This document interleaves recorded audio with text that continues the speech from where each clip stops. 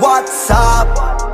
What's up? What it do, Bean Crew? It's your boy Savon Thomas back with another episode of Coffee and Comments. And today we're going to review Season 3 of You. And I got a lot to say. So if you don't want any spoilers, tune off now because we're getting into it thick. We're getting into it deep. We are not keeping the service level like I typically do. I have a lot of comments and thoughts on this season. And so we're going to talk about it. So again, spoiler alert. You have your warning. You have your spoiler alert right now. Tune out now if you don't want to know what happens with the season. I'll give you 5 seconds. 5, 4, 3, 2, 1. Season 3 starts off with the story, the plot line of what ended the season 2, right? And I think the reason why they did what they did in the beginning was because they wanted to go a different route, but they couldn't because they were trapped in with the ending of season 2. So season 2 is the neighbor's wife. She's over there. He started to look at her and he's like, you know, doing this typical Joe Goldberg thing, like, you know, maybe all of this was meant for me to be next to you, right? And so he sees her, and so season 3 kicks off with him meeting her. And you think, like, I feel like I thought he's having a fever dream because there's parts in this episode. There's parts in the first episode where he's picturing things, like he's doing some self-love for himself in the car at the thought of Natalie, the neighbor lady, coming over. But I thought some of the parts, especially when he was over her house, was fake. Like I thought that was fake, and I found it was real, and I was like, oh, it was actually real. But anyways, to back up for those that haven't watched season 3 that they're watching this part, he has a family now. He has a son. He's married to Love. They live in LA, or north of LA, a suburb of LA. And the neighbor, Natalie, comes on to him. So he kind of weasels his way in. She comes on to him. He denies her, but they do make out and do a lot of different stuff. But he denies her because he's like, man, I have a family, I have a kid, I want to take care of this. I don't want to keep the cycle going. And then somehow Love figures out that Natalie, this stuff happened with Natalie and Joe, and she knows Joe. Like she's like, she knows Joe really well, and she knows when the obsession happens, he thinks it's about leaving her, and so if she has an inkling that her family's gonna break apart, she is jumping in there. And so end of the episode, which is very shocking. She buys a bakery from Natalie, and then end of the episode she kills Natalie. Right? She just kills Natalie at the bottom of the bakery, and that's how this episode ends. And so that's all you saw of her the entire season was that one episode. And so again, I think the reason they did that is because they wanted to take the show in a different direction, but a lot of the show is based off the premise of that.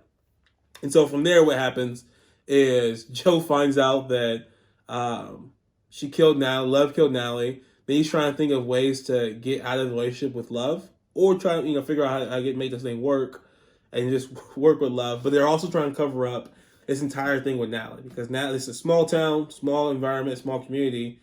Their next door neighbor, Natalie's husband, is a big tech guy who has a lot of different technologies. And so all of the story ensues. I guess I'm telling the whole story, but the story ensues where everybody's trying to figure out what happened with Natalie. Is it the husband who killed her? Somebody killed her, and so they're doing all this cover up for her. And then Joe has to cover up for Love's mistakes over and over and over again. Insert the neighbor's college age son. Love ends up having a affair with that kid, which that killed me. Even though Love's crazy, I thought she would be the sane one when it comes to like not cheating, but I get it, and Joe's cheating as well, so I get it. But when she cheated with that young kid, I was like, no, please no. Anyways, so show keeps on going. So what happens is Love has an affair with the young kid. That story plays out throughout the whole season as well. Joe figures that out, but doesn't really care. He meets a love interest. I forget her name, black chick. He meets a love interest that works in the library as well. He started working at a different library in LA or the suburbs of LA. And it's just a lot going on with the season. You have some, Sherry and Carrie, who are people that, there's a lot that happens with the season. But how it ends is Sherry and Carrie find out that Love killed Natalie. So they trap Sherry and Carrie in a box downstairs. And then Love has them trapped. They both have them trapped. The young kid Theo, which is the son, finds Sherry and Carrie. Theo figures out that they killed Natalie as well via the surveillance that the dad had, tech guy. He finds Sherry and Carrie in the box. Love tries to kill Theo. She actually doesn't kill Theo. He stays alive. And then she finds out also that Joe is now with the other girl, the black chick, I forget her name. So she plots all this stuff to kill Joe, basically, even though she cheated too. But she plots to kill Joe because she doesn't want to lose her family. Joe's like, I want this to end. But Joe's a very smart dude as well. Like, he thinks through a lot of different things. And so she plans his dinner. She tries to kill him. It doesn't end up working. He lives and he kills her, which ends up happening. And then he frames her, similar to the way he did with Beck. He frames her and then runs away to France. Says he's dead, but he's not really dead. So that's season 3. I mean, I kind of spent a lot there, but my only real comments, I guess, after all this I just talked about, was I wish Love didn't die. I said all that just to say this. I hope somehow they bring back Love, because Love's character has now become a staple with the show. Because one season something, like Beck was a big deal, but when they killed her off in this episode, in the season, it's kind of like, okay, no big deal. But Love has been around for now 2 seasons, and just to kill her off is kind of like dang, man, like that kind of, I mean, you're giving yourself a fresh start because you still have Joe, who's the main character anyway, but Love's now become like a staple within the show that I wish they would keep around somehow. Like they somehow like bring her back, like she didn't die or something. I don't know what they want to do, because he injected poison into her veins and killed her, but I wish they wouldn't have killed her off. I guess I would say that's the only thing I say for the show, because I gave it a 9.8 out of 10. Like, I love this show. I use such a good show. Like, I was going to watch it episode by episode because I was like, I love the fact that Netflix gives you all the episodes all at once, but I hate binge watching it and then ending it after one day. Like, you waited a year, 2 years to watch this show, and then you watch it all within a day or 2 days or whatever you do. Like, it kind of sucks because, like, I waited all this time and then it went that quick, right? So I tried watching it slowly, but by episode 3, I was so stressed I had to finish it really quickly. So I say all this is to say, like, I want them to bring back Love somehow, because I don't know what they're gonna do with Joe. I mean, I didn't know what they're gonna do with season 2, 3 anyway, but there's nothing compelling other than what's Joe gonna do next, right? Like if that's the only premise of the show now, it kind of sucks. But also, if you bring back Love, what's compelling about that? Maybe Joe and Love find each other. I don't know.